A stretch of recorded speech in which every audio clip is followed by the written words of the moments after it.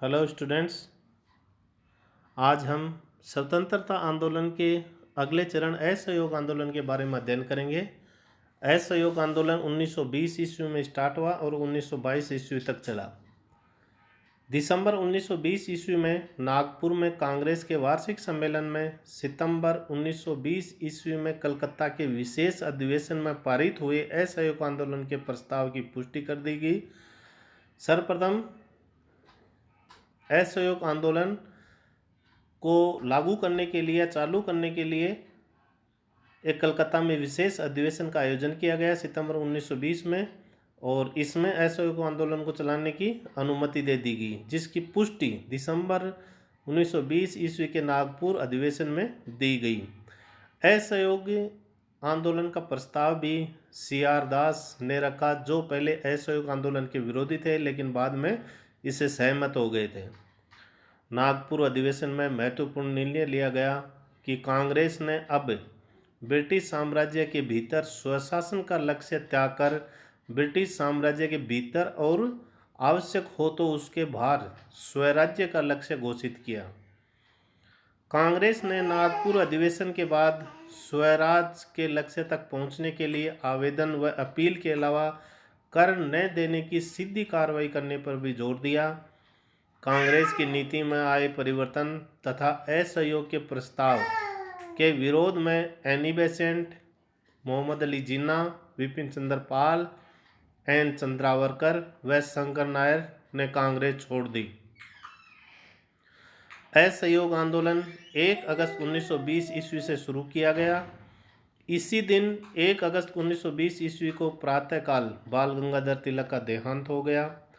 बाल गंगाधर तिलक को लोग लोकमान्य और भारत का बेताज बादशाह कहते थे।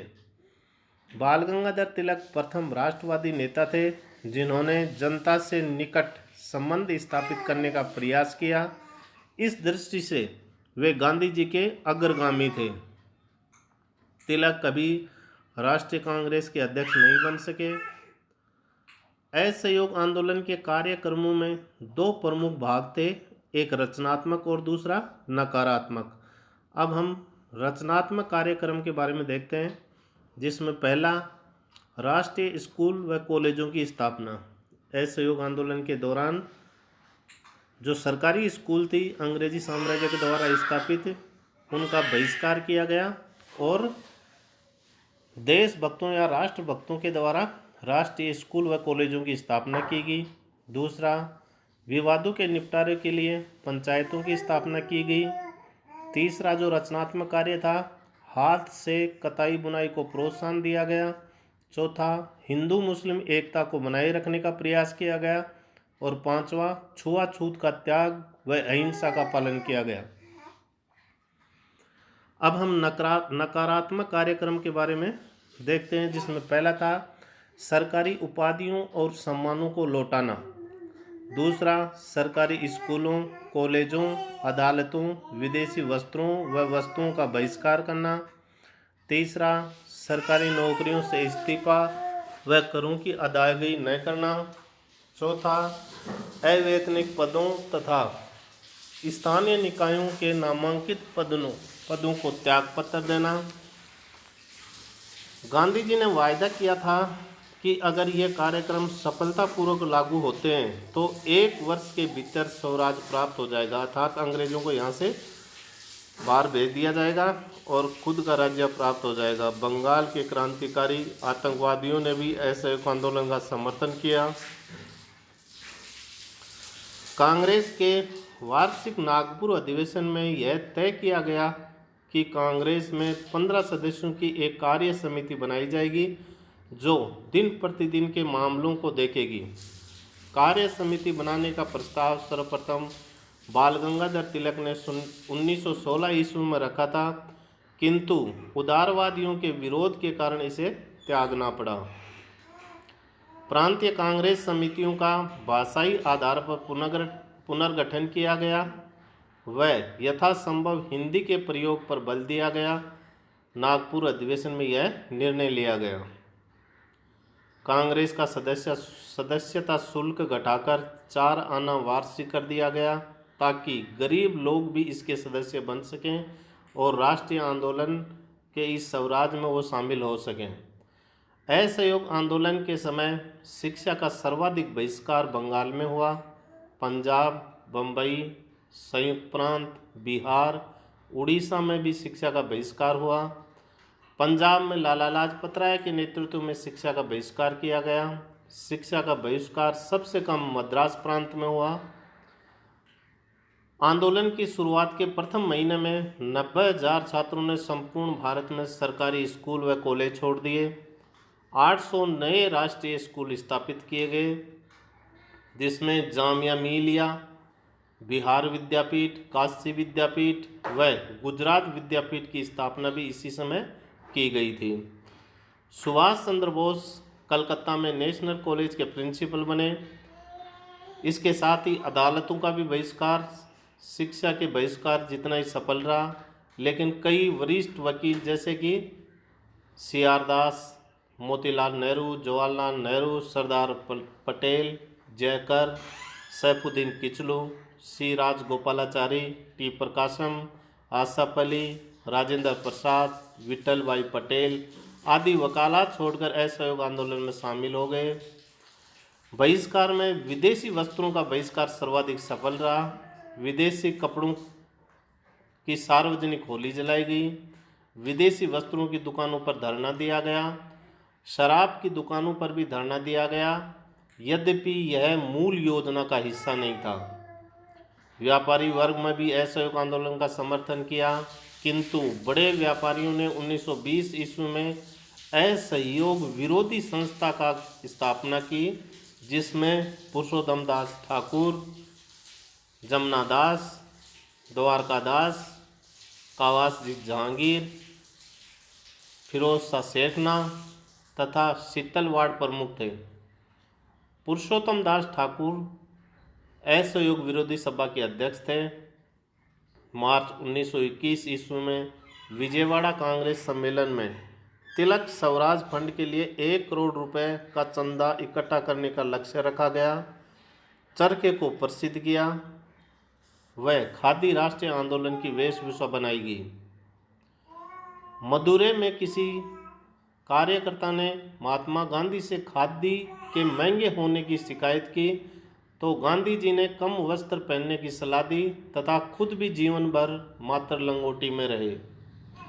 असहयोग आंदोलन के दौरान गांधी जी ने केसर-ए-हिंद, जुलू युद्ध पदक और बोरक पदक वापस कर दिया। 17 नवंबर 1921 ईस्वी को प्रिंस ऑफ वेल्स के भारत आगमन के दिन पूरे देश में हड़ताल का आयोजन किया गया। कांग्रेस ने प्रांतीय कमेटियों को उन स्थानों पर सविनय अवज्ञा करने की अनुमति दी जहां लोग इसके लिए तैयार नहीं थे। मिदनापुर, पश्चिम बंगाल में यूनियन बोर्ड टैक्स के विरुद्ध आंदोलन हुआ। चिराला पिराला, जो कि आंध्र प्रदेश में स्थित स्थान है, में कर अदा न करने के लिए आंदोलन चलाया गया।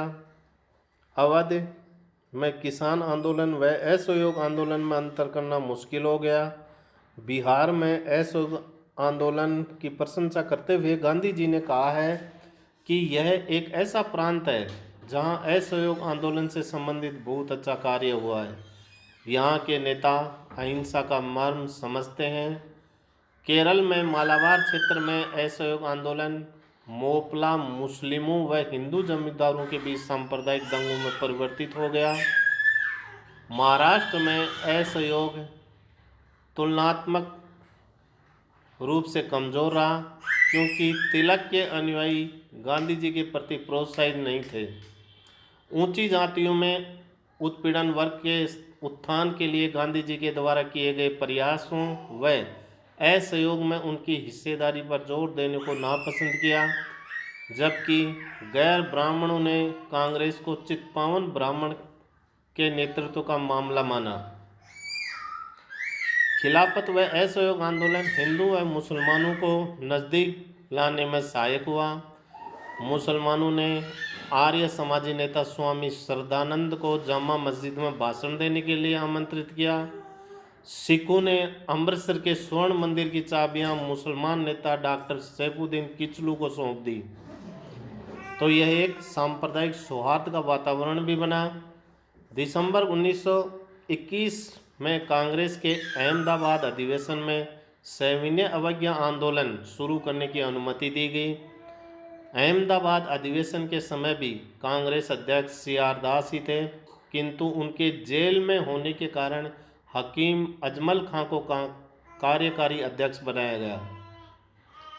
1 फरवरी 1922 ईस्वी को गांधी जी ने वायसराय को पत्र लिखा कि अगर सरकार ने 1 सप्ताह में नागरिक स्वतंत्रता पर प्रतिबंध नहीं हटाया तो वे सविनय अवज्ञा आंदोलन शुरू कर देंगे।